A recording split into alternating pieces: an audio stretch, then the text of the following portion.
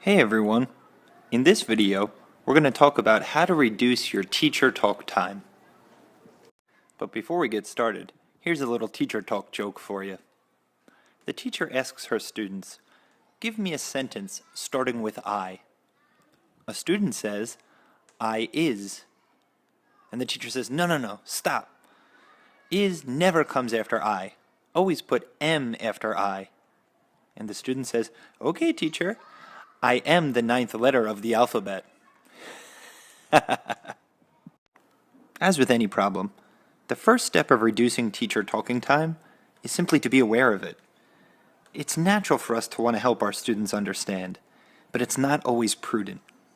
Sometimes, when we talk too much, we do more harm than good. Now, this behavior is natural, and most of us do it without even thinking. So in this video, we're going to address some ways to fix it. But before we get started, we need to know what teacher talk is. Teacher talk refers to the need for a teacher to speak in a modified or simplified way to accommodate the current level of students. Try to think of it this way. We all talk differently to different people. Imagine you ask the same question to 3 different people. A 4-year-old child, your father, and your best friend. Does it change things? It sure does for me. I use different language. I ask different follow-ups, and I'll certainly share different information with each one. Now try to apply this principle to your students. Excessive teacher talk time limits the amount of student talk time. Think about it this way. If the teacher talks for half the time in a 60-minute lesson with 15 students, each student only gets 2 minutes to speak, and that's at a maximum. To speak or not to speak? That is the question. Changing the way we speak requires a little more thinking and a lot of practice. And I'll tell you what, when I first started, I was terrible at teacher talk. But over time, my teacher talk got better. I learned how to eliminate unnecessary or confusing language, and it became almost a sixth sense. Now, in principle, this intuition is easy. It's easy to understand, and it's pretty easy to do. But it is hard to practice. It's hard to do each time, and it's hard to do every time. There are so many ways for us to slip back into increased teacher talk time.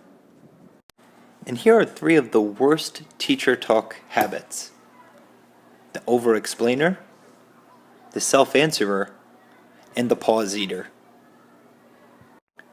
The over-explainer is the type of teacher who plans a perfectly leveled activity for their students, but then uses a much higher level to explain it.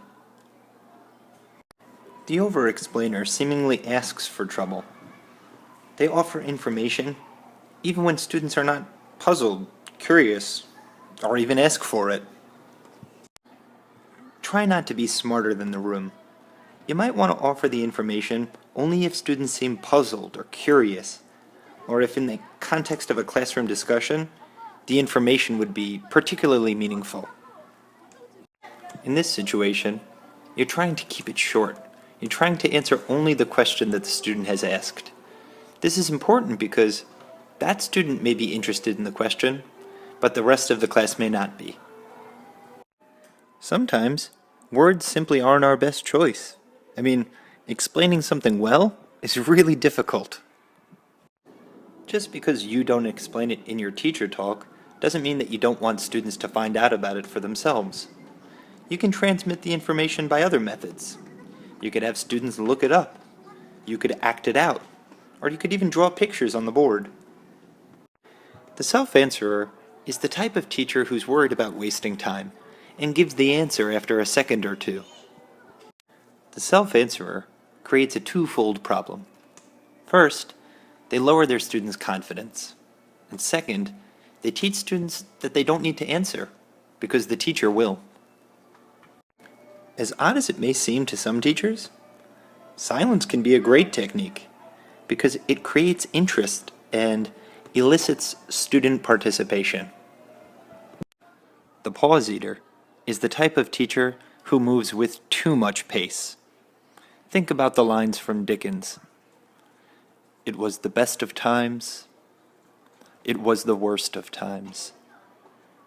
Versus, it was the best of times, it was the worst of times. Pretty big difference, isn't there?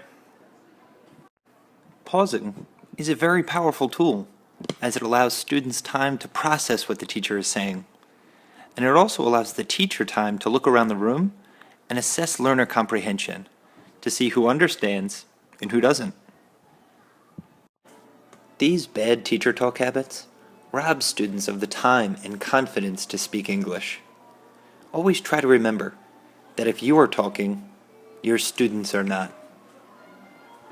In closing, here's a final tip. Eyes and revise.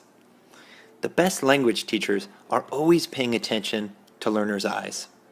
If your students look like this, it's time for some modification.